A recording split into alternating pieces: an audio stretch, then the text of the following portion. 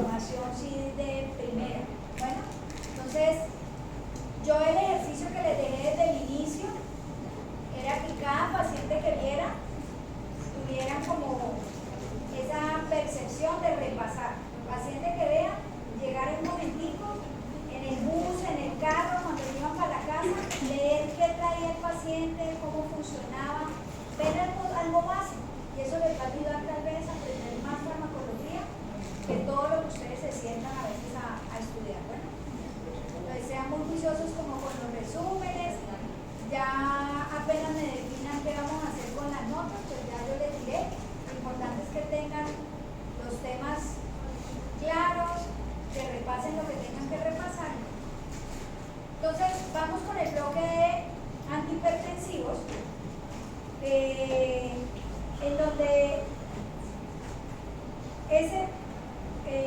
¿se acuerdan esa imagen que quedó por allá en la presentación de ¿cuál era? La de AINES, donde estaba cuando empezamos a ver histamina, eutacoides, que estaba la angiotensina.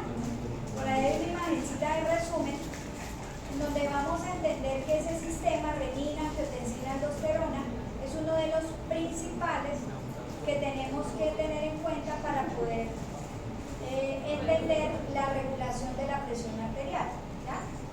Que muchas cosas alrededor de esto, en relación a lo que puede activar ese sistema, o en relación al sistema simpático que también vimos, con muchos medicamentos que están allá. Por eso les dije que este bloque también aquí hay medicamentos que no están, pero entonces si yo les pregunto por clonidina, no me van a decir, es que eso lo viene el primer corte, porque es que es un antihipertensivo, así lo hayamos visto que funciona en el sistema nervioso autónomo. Bueno, entonces es para que por eso les digo, si ustedes me digan, es que no va a preguntar nada imposible, porque hemos visto medicamentos que ya repasamos y que van a tener ahorita como dentro de la enfermedad en un papel. ¿Qué coloqué acá? Los que no hemos visto. Entonces por eso van a ver otros medicamentos y, por ejemplo, con los diuréticos intenté el nombre farmacológico de la función específica que tienen, porque a veces uno también los ha escuchado en las revistas o cuando lo lee como diurético de asa, sí, ahí trabaja. Diurético tipo tiacídico, sí, pero la función o la localización en riñón, que es donde en esa fisiología específica es donde tienen un actuar estos medicamentos, pues son otros nombres. ¿Listo? Entonces por eso van a ver que probablemente este es el grupo al que pertenecen dentro de su función fisiológica, pero también tienen otros nombres. Entonces si en el examen aparece diurético de asa, o diurético osmótico, o diurético inhibidor del simportador de sodio-cloro, pues va a tener un significado u otro. ¿Listo? Eso para que sí lo tengan en cuenta, para recordar a bien en qué sitio trabajan. Hablando de eso, ¿qué es un simportador? ¿Qué entendieron de eso? ¿Quién lo buscó? Eso es simportador.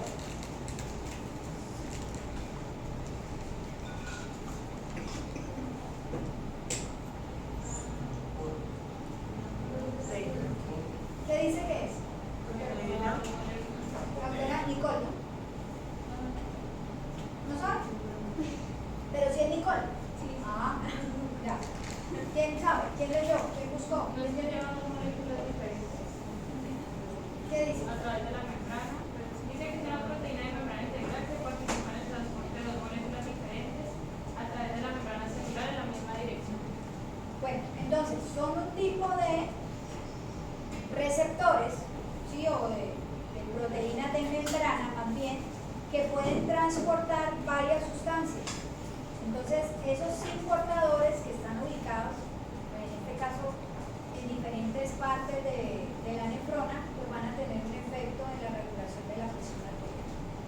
Entonces, ¿quién me dice cómo resume la fisiología renal y cuáles son esas principales características de la expresión? La doctora Cindy. Daisy, perdón, Daisy. Dije lo que no era, pero sí pensé en Daisy.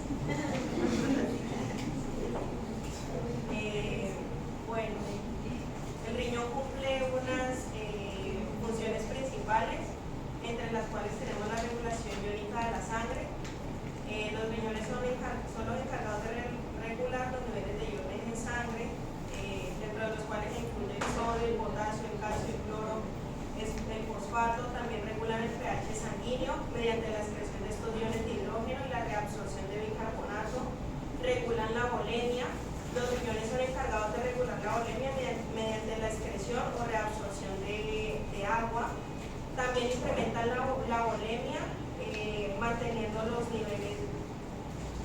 Incrementa la volemia con ayuda de, manteniendo los niveles óptimos de la tensión arterial, como la disminución de la misma. También, pues como ya lo mencioné, regula la tensión arterial gracias a la activación del sistema renina-angiotensina-aldosterona, ayudan a mantener la osmolaridad de la sangre, son los encargados de la producción de hormona, en este caso producen la forma activa de la vitamina D o calcitriol, regulan la glucemia y pues se encargan de la excreción de desechos y sustancias. También los riñones ayudan a disminuir la presión arterial mediante la tasa de reabsorción tubular, ayudan con la insuficiencia a mantener pues. Se enredó el pedacito. ¿Qué le falta allí? ¿Qué otra sustancia produce? Muy bien, ¿qué tiene que ver con? De glóbulos rojos. O sea que tiene funciones múltiples. O sea, son los órganos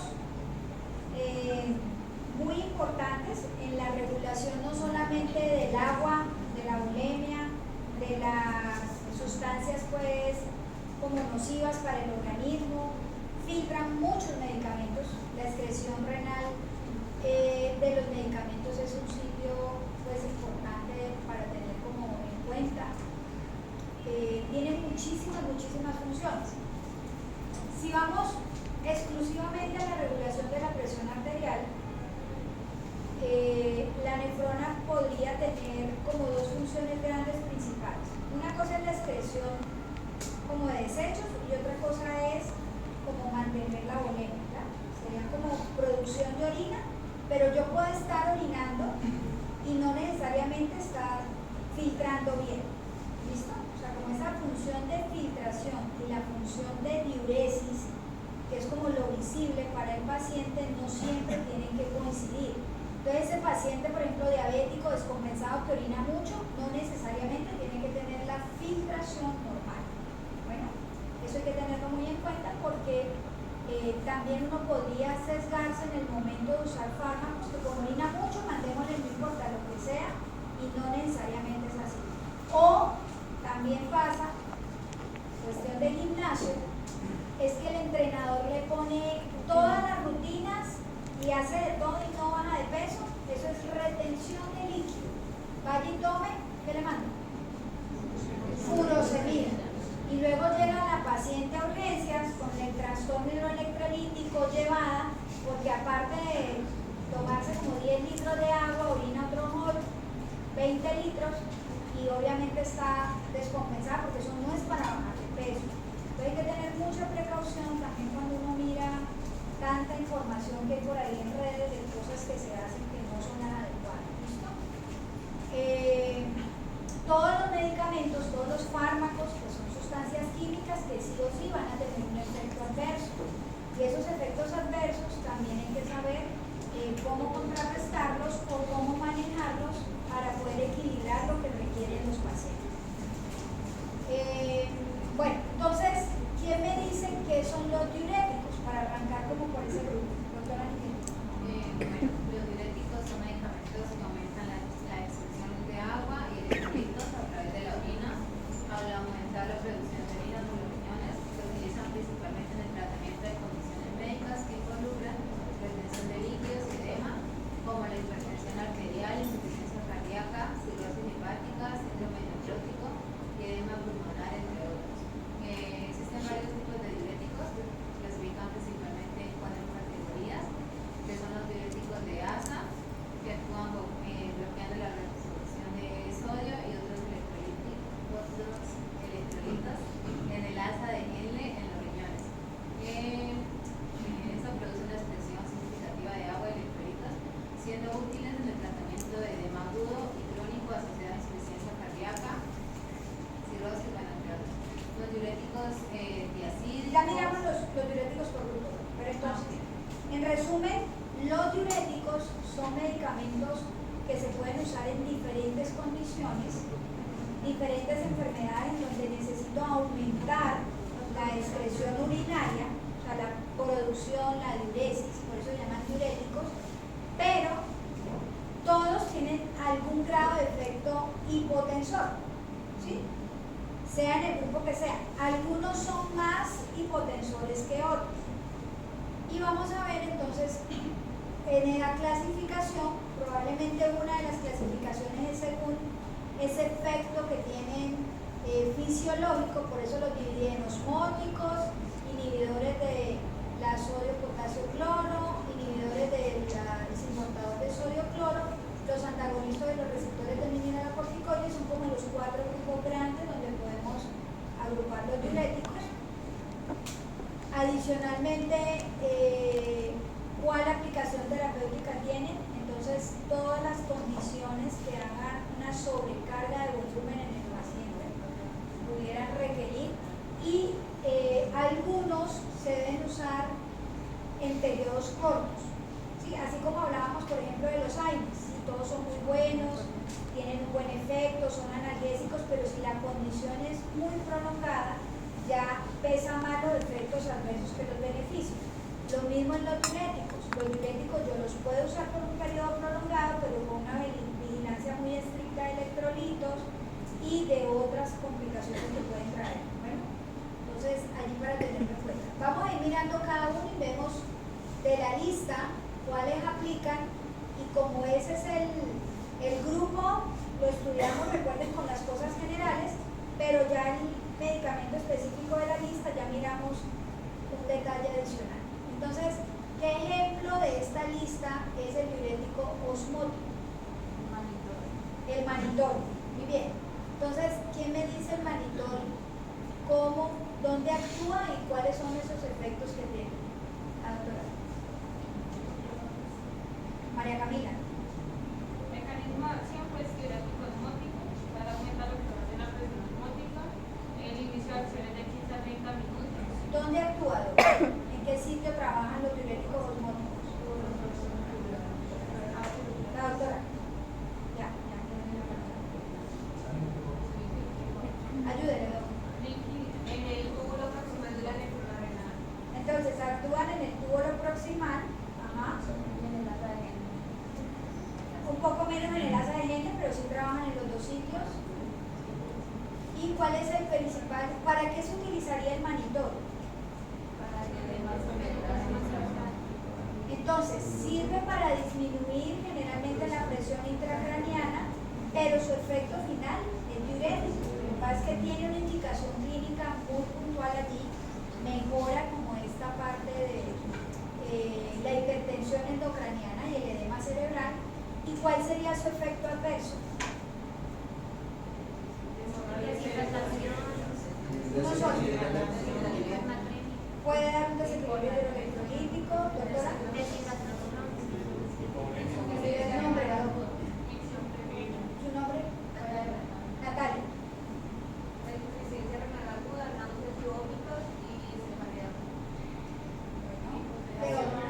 Hipotensión, acidosis metabólica. En pacientes con insuficiencia cardíaca con congestión pulmonar puede causar un edema pulmonar franco. Insuficiencia cardíaca, bueno. ¿Pero por qué? Aumenta la carga de volumen. Buscaría mirar si es porque baja o aumenta la precarga, tal vez. Podría ser. ¿Qué otro efecto adverso? Oliguria, anuria, deshidratación, hipertrofia. Deshidratación. Entonces, si yo me paso de la dosis y no manejo bien como la volemia del paciente, puedo llevar al paciente a deshidratación. Entonces, de los más comunes son cefalea, deshidratación, los trastornos hidroelectrolíticos, y toca, como les digo, generalmente no es un medicamento que se mande para la casa a tomar pues por siempre, jamás. Se dan en momentos muy agudos del paciente y ya. ¿Cuál sería entonces un ejemplo de un diurético inhibidor del cis portador de sodio, potasio, cloro?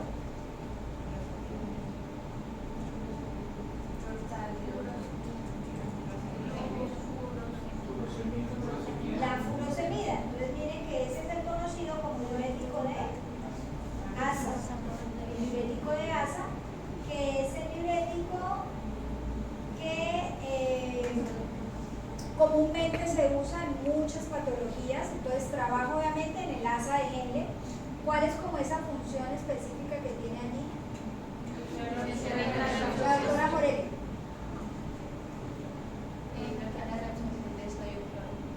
Bloquean entonces la reabsorción y al bloquearlo, pues se excreta más agua, ¿listo? Y obviamente pues más electrolitos. Ajá, ¿cuáles serían los efectos adversos? Doctora Alejandra. Isabela, perdón. Aléjase ya. De los efectos adversos, deshidratación, hipopotasemia, hipomagnesemia, alcalosis metabólica y reacciones de hipersensibilidad. Entonces, con la furosemida, el uso prolongado, el principal, por la parte de la hipotensión, es los trastornos hidroelectrolíticos. Entonces, disminuye de manera significativa el potasio y por eso, si se debe dar crónicamente, ¿qué otro medicamento daría? ¿Con qué lo combinaría? Con un ahorrador de potasio. Entonces, por eso ustedes van a ver que, por ejemplo, ¿qué enfermedad tendría que usar siempre diurético de ácido? ¿Qué creen? Siempre furosemida. ¿Cuándo? Sí, pero ¿qué enfermedad da mucho edema para usarlo permanentemente? Falla cardíaca, no. Paciente con diabetes complicada que tenga falla renal. Falla renal, sí, pero ahí no le podría dar el ahorrador de potasio porque ya de por sí la excreción renal de potasio está disminuida. Y en hipertensión portal, que sería cirrosis, probablemente siempre lo tenga que dar porque va a haber un problema con la hipoalbuminemia y ahí sí debo de dar, porque mi riñón en teoría si está normal, debería dar espironolactona. Entonces por eso ustedes ven que los pacientes con cirrosis tienen furosemida y espironolactona y a dosis altas.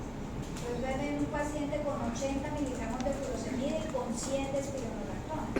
¿Qué pasa con ese paciente? Pues que tiene un efecto ambos hipotensores. Entonces que hay que tener cuidado si la presión se baja demasiado. Por ejemplo, ese podría ser un uso. En falla cardíaca sí, pero se usa solo en el periodo en que el paciente tenga edema y por ciclos cortos. Antes se manejaba en falla cardíaca también de manera permanente y se empezó a ver que no tenía un beneficio, ya que había más complicaciones en el paciente. Entonces ya no se da como antes. Cuando veamos un poco lo de falla, vamos a ver por qué se cambiaron a los que dicen los 4 fantásticos, los 4 pilares, los 4. Siempre son 4 medicamentos en falla que ya uno mira dependiendo de la falla quién sí o quién no le da. ¿Listo? Ahora, inhibidores del simportador de sodio y cloro, que ya no involucran el potasio. ¿Cuáles son? Los diacídicos. Doctor Julio. Julio. Perdón, Julián.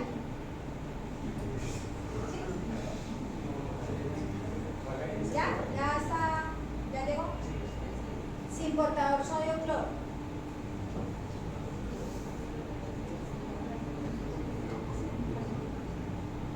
Doctor Franco, ¿lo tiene ahí? Sin portador sodio-cloro, los diacídicos. Sí, ¿dónde trabaja? Actualmente en el turno proximal y la normación de regresa de las de la nefrona.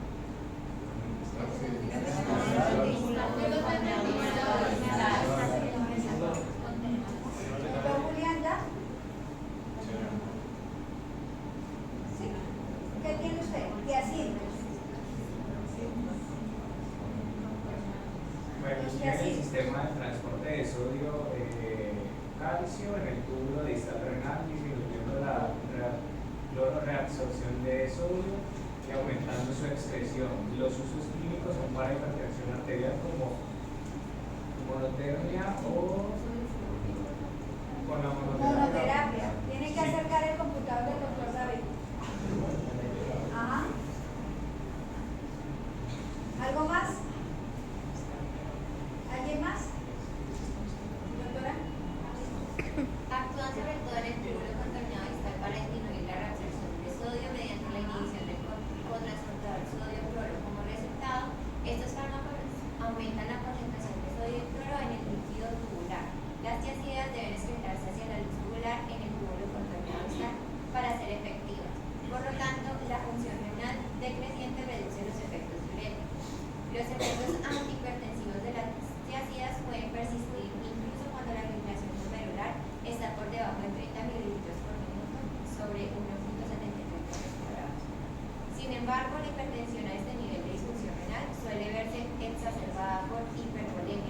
lo que requiere un cambio a diuréticos de asa para estado de volumen y, por lo tanto, control de presión arterial.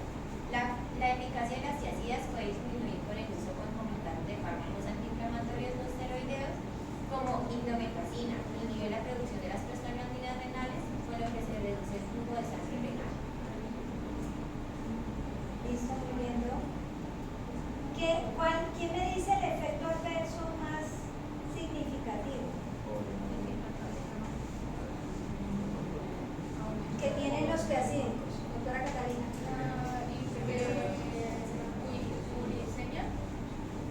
Hiperuricemia, bueno, no es principal, pero me puede dar. ¿Cuál, perdón? ¿Doctor Julio?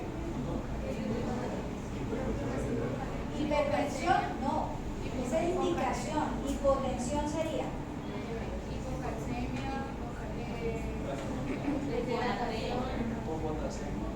Entonces, principalmente hiponatremia es más frecuente que el ASA, que es más con potasio, entonces da más hiponatremia. Hay algo especial, vamos a ver quién lo dice para tenerlo en cuenta. No, ya miramos lo de el ácido úrico, pero no, hay algo adicional. Disminuye la sensibilidad a la insulina. Entonces produce hiperglicemia. Entonces, a veces si el paciente está diabético o descompensado, es un muy buen antihipertensivo, pero no sería el medicamento de elección si el paciente no está controlado. ¿Listo? Entonces tiene que ver con la hiperglicemia. Entonces hay que tener mucho cuidado con las tiazidas por eso. Quedó golpeado. Entonces no paga ser vicioso, no paga. Buenos compañeros. Entonces, antagonista de los receptores de mineralocorticoides. ¿Cuál es el ejemplo? La espironolactona. ¿Dónde actúa la espironolactona? Túbulo contorneado distal y túbulo colector. ¿Cuál es esa función que tienen allí? ¿Cómo Bloquean la acción de la testosterona. Bueno, muy bien. Entonces, ellas ya trabajan a nivel hormonal, ¿sí? En relación a la aldosterona. ¿La aldosterona qué es? ¿Cuál es la función de la aldosterona?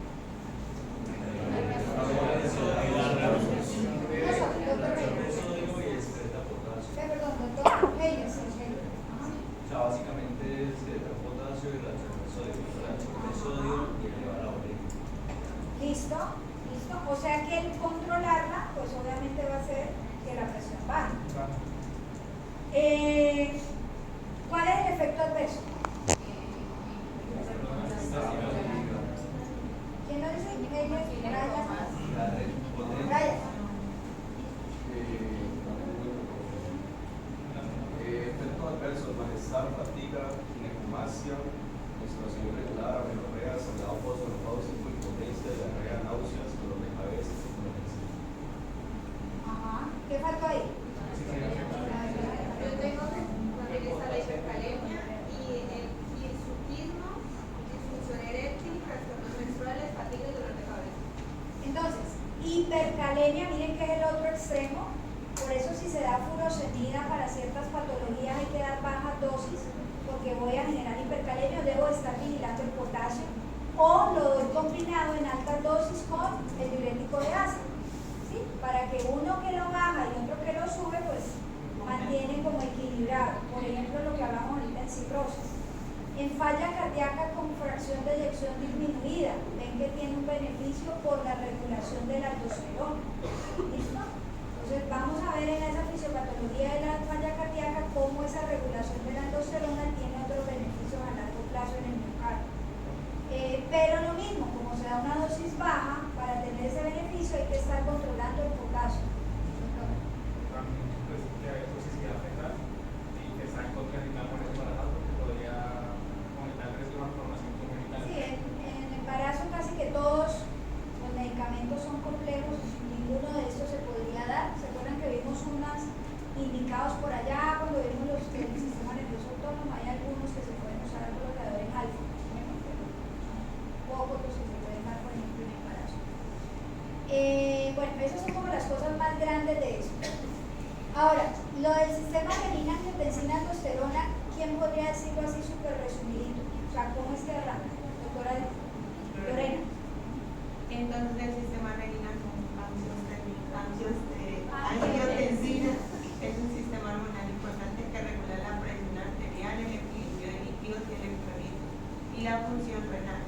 Pues sus principales funciones incluyen regulación de la presión arterial, viéndose así que la renina pues es una enzima producida pues, por las células glomerulares en los riñones y cataliza la conversión de angiotensinógeno producido por el hígado en angiotensina 1, y la angiotensina 1 es posterior convertida en angiotensina 2 por la enzima convertidora de angiotensina láctica. También está en la regulación del equilibrio de líquidos y electrolitos, donde la angiotensina 2 estimula la liberación de aldosterona de las glándulas suprarrenales, y pues la aldosterona actúa en los riñones para aumentar la reabsorción de sodio y agua y la excreción de potasio, pues lo que contribuye a aumentar la presión arterial y pues mantener el equilibrio de los líquidos. También se ve la estimulación de secreción de la hormona antidiurética, viendo que la angiotensina 2 pues, puede estimular la liberación de esta hormona y pues desde la glándula.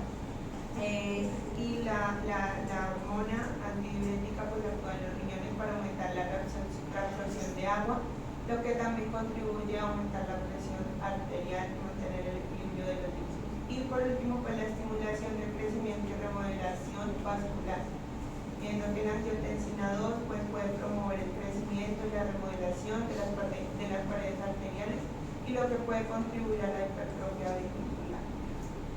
Entonces, en resumen, no es malo el sistema es lo que hace que nosotros sostengamos unos niveles de presión arterial. O sea, es obligatorio, es necesario mantener una tonicidad en los vasos sanguíneos, en la respuesta vascular periférica.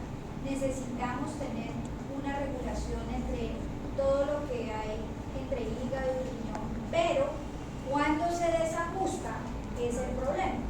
O sea, la liberación exagerada de angiotensina 2 ya lleva al otro extremo. Entonces van a ver que muchos medicamentos tienen que regular este sistema para poder controlar la presión arterial. Ahora, si la presión arterial, ¿recuerdan la fórmula fisiológica? ¿A qué es igual la presión arterial?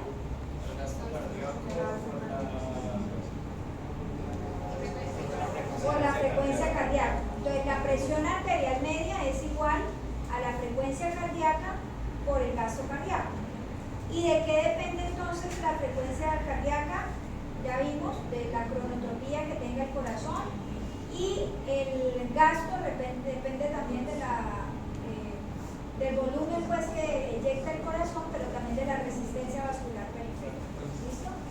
No, la frecuencia no, el gasto cardíaco. ¿Listo?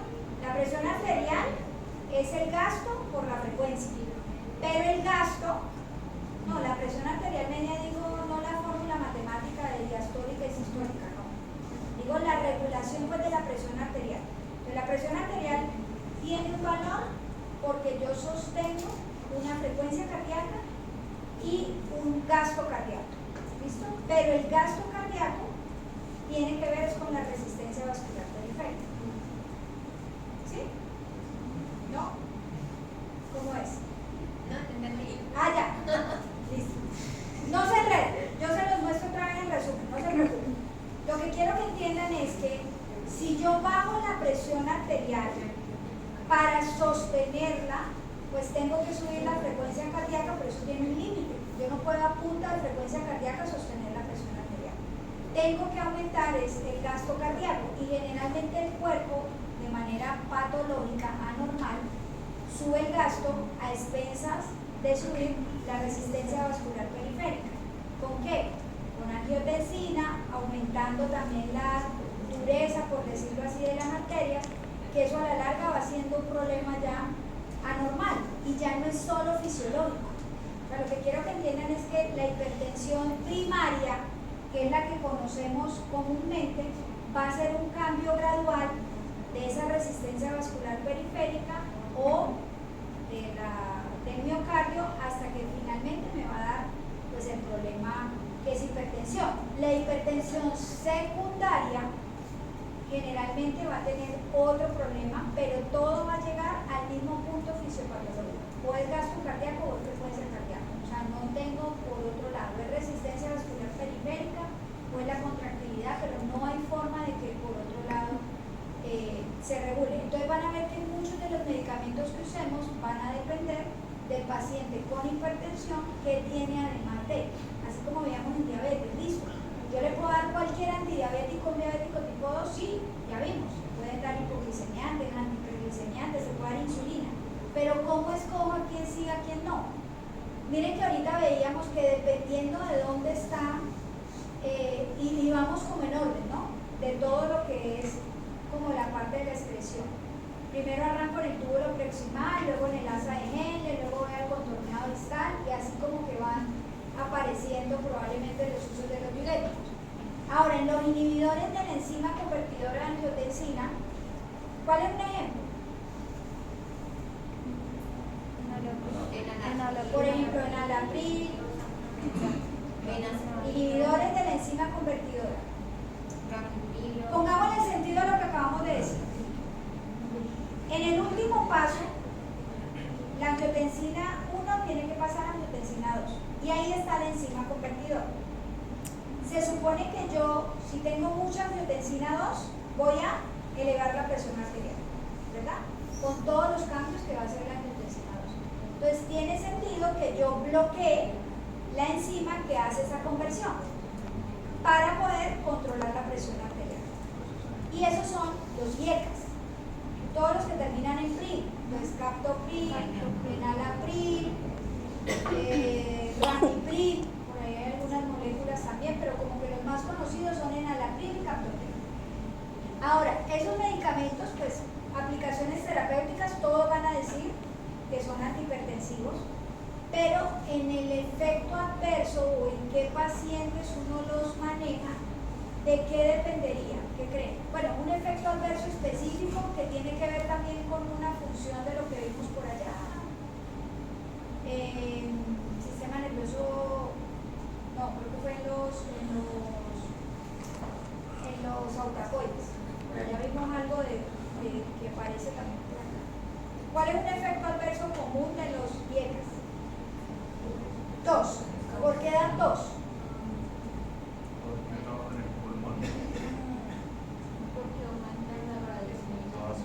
Por las bradiquininas.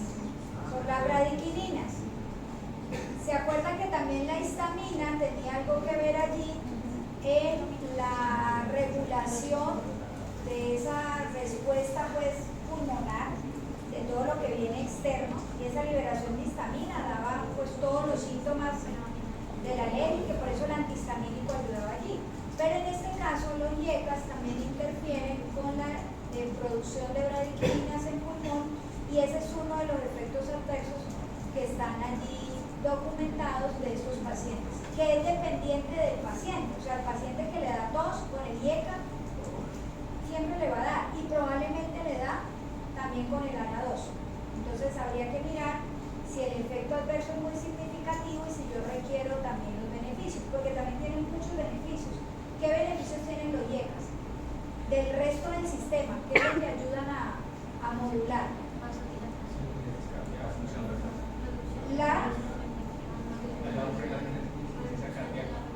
Pero ¿cuál es el efecto específico? Sí, todos son antihipertensivos. Reduce la precarga, entonces específicamente ayuda, pero hay algo en el miocardio. ¿Qué hace en el miocardio? ¿Cuál? ¿Pero por qué? Reduce la poscarga, ¿sí? Bueno, toca que repasen entonces específicamente por qué el IECA lo manejamos en falla cardíaca. O sea, ¿cuál sería el beneficio que tal vez no tiene, no sé, la tiacina? O sea, ¿por qué el IECA ayuda específicamente ahí en la remodelación? Bloqueando la transformación de angiotensina 1. Sí, eso fue lo general, que es la función, como el mecanismo de acción, doctor Rico. Aumenta la producción de óxido nítrico, prostaciclina, lo cual genera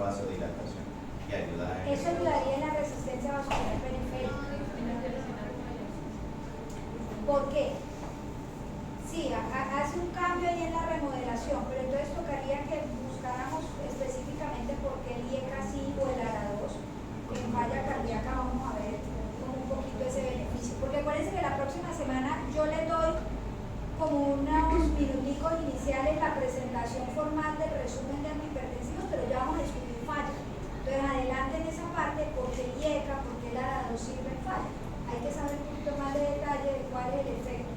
Bueno, igual que la espironolactona, igual que la dapaglifosina, que son los medicamentos que estamos viendo hoy, que son como lo que llaman los 4 fantásticos, y los beta bloqueadores, que fueron los que vimos al inicio. ¿Listo? Para adelantarles, en falla cardíaca estarían los beta bloqueadores, los diuréticos tipo espironolactona, los ARA2 o los IECAS o el sacubitril, ese sí es un medicamento nuevo que vamos a ver en ese grupo, y los inhibidores de ICGLT2. Son esos 4 grupos de medicamentos que manejamos en falla. Obviamente vemos diuréticos porque en ciertas condiciones agudas pues hay que usarlos. ¿Listo? ARA2. Entonces, antagonistas de los receptores de angiotensina. ¿Quién me dice un ejemplo? ¿Cuáles son? Los que se llaman ARA2. Losartán. ¿Cuál otro? Valsartán, ibersartán, candesartán, telmisartán, todos los que terminan en sartán. ¿Listo? Efectos adversos, porque ya sabemos que las aplicaciones terapéuticas pueden ser similares, todos son antihipertensivos por elección, pero también tienen un beneficio en la parte cardiovascular. Efectos adversos. Hipotensión a todos, porque todos dan hipotensión obviamente. Angedema. Entonces miren que ya empiezan a aparecer otros que probablemente también es uno de los principales en los antagonistas de calcio, de los canales de calcio. Entonces puede dar a algunos pacientes edema, pero no es el principal. También está relacionado con tos. ¿Qué más? Diarrea, puede tener efectos gastrointestinales. Mialgias, igual. Hipercalemia también. Entonces, si yo doy trombocitopenia, tiene algunos efectos hematológicos. Pero entonces, miren la precaución, si un paciente con falla, para adelantarnos, yo le doy espironolactona que ahorra potasio, le doy ARA2, que también lo requiere y también ahorra potasio y hipercalemia. El no controlar, por ejemplo, el potasio. ¿Listo? Entonces, esos son efectos que se van sumando y que tal vez siempre hay que tener en cuenta. Ambos medicamentos son hipotensores y no necesariamente una persona con falla cardíaca tiene que ser hipertenso. Entonces también la dosis va a depender de los valores de presión arterial que yo les ponga en el examen. En adelante. Porque no me pueden decir que le van a dar 160 miligramos de valsartán más 100 de espironolactona más 80 de furosemida a un paciente que tal vez está con 160 de presión arterial. Bueno, pues ya toca tener un poquito más preciso, al menos dosis grandes de los que son más frecuentemente usados. Bueno, listo. Igual, si yo les digo que la cardíaca está en 58, ¿le dejan una superdosis de beta bloqueador? No. Tampoco, ¿verdad? Porque el paciente está radical. Tengan en cuenta como esos detalles. Antagonistas de los canales de calcio. Este grupo es más grande, en general cómo funcionan, pero acuérdense que hay grupos como subgrupos de los antagonistas de los canales de calcio. ¿Quién me dice en general cómo trabajan? Por allá hay una fila que está pero re callada hoy, ¿verdad? ¿No lo han notado? El centro y el sur del salón está... Dígalo. Los antagonistas de calcio son medicamentos